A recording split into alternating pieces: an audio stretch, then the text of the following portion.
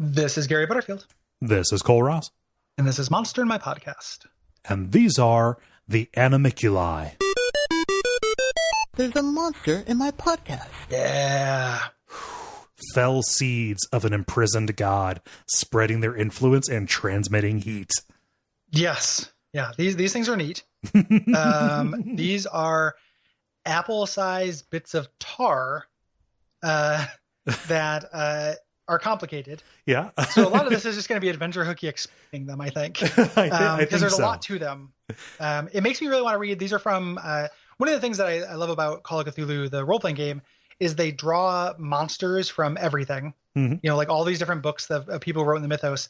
And then they also draw them from source books of people who just made things up for the role-playing game. Yeah. So this being a mythos creature, like the mythos itself is very interesting to me as just kind of a collective work. Mm-hmm. So this is actually from a campaign, like an epic campaign for Call of Cthulhu that I'm not familiar with. Yes, Beyond the Mountains of Madness is what it is. Yeah. They even point you to this. So what happened was, long ago, a god whose name is not even known, it is so old and so fallen out of favor, it was actually caught in something called the God Trap down in Antarctica.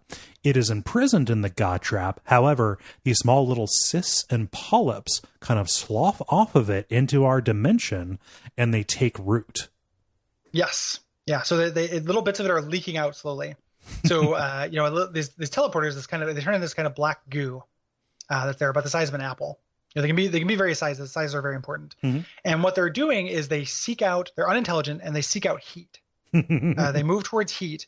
As they do so, all of the heat they get gets channeled to the god itself.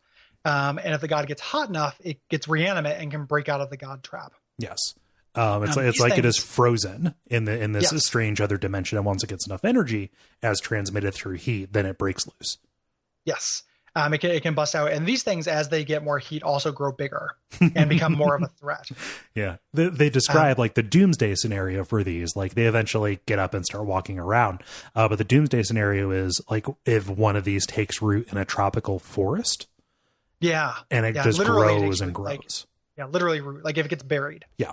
It's just going to draw all the heat from that ecosystem, growing and growing and growing, eventually becoming, and there's your adventure hook. It's just like, well, this weird black stuff is bubbling up from the ground and turning into a gas. Like we're all breathing it in. That's not good. Yeah. But like as these things grow, it's more of this god being transmitted out.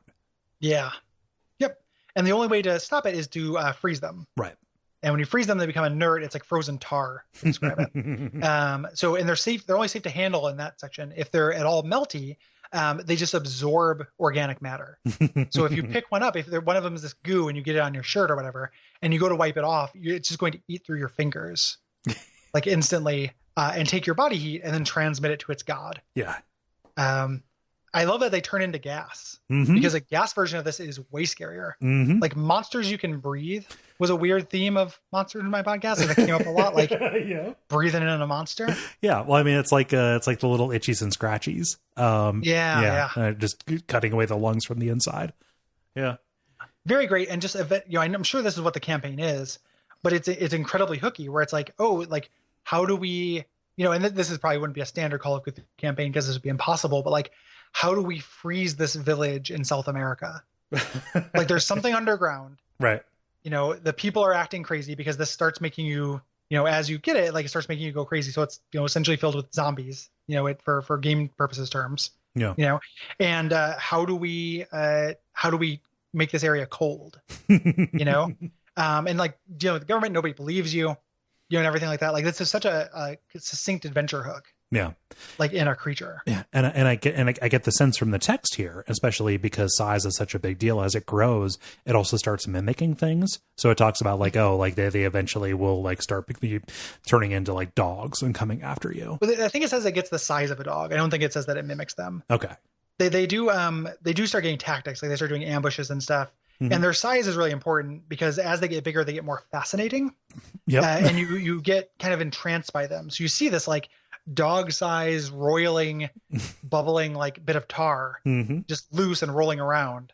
And you can't not look at it as it slowly encroaches you and works its way up, eating your shoe leather, like working its way up your leg, You will not move away or otherwise do anything, but watch it with fascination and loathing. Yeah. Yep. As it is slowly working to release this god, so this is what we're here for. Like, this is the good shit. I love them. Mm-hmm. I love the Animiculi. Yeah. So I think that part of why I love it, like, A, I love anything that is like a cancer on reality. Yeah. B, like, this is admittedly probably just a different, not just, but it is a different flavor of the color out of space, right? Yeah. It is something malign from elsewhere that influences, contaminates, and corrupts. Color on a space with like a deadline. Yeah. Or with a stakes, which is cool because that's explicitly a gamey thing. Mm-hmm. Like, this is a campaign. You have to have a goal of that campaign. This is the goal. Yeah. Got to freeze them all. Like, and I love for some reason, just it saying the size and using those similes, or those comparisons. Like, apple is the one that sticks in my head, and it's just great to me. Mm-hmm. Like, there's just this apple size, like, little thing. It reminded me of Mimics and Prey, even though I don't think they actually do shapeshift, but just kind of this little black blob the size of an apple that is such a problem. There. Like, just a few bad apples. Specifically, a few not really apples. Yeah, a few napples. A few grapples. Yeah, a few grapples. If you were to add grape to make the Granimiculi, the grape flavored, like Nuka-Colas, where you just have different, because anything that's like you get to, or man, like molecular gastronomy restaurant that like heats these things up to make you breathe them and adds like a bunch of spices and shit. Oh, man. And then you just stare at them in fascination, and the people think that they're high. It's part of the conspiracy. Yeah, you get some cultist of whatever this thing is. You open that up, and then you really put those yuppies in their place. Like, it feels like it was written by Dennis Leary in 1998 to just fuck over people who don't like steaks. Brought to you by our backers at patreon.com/Duckfeed.tv.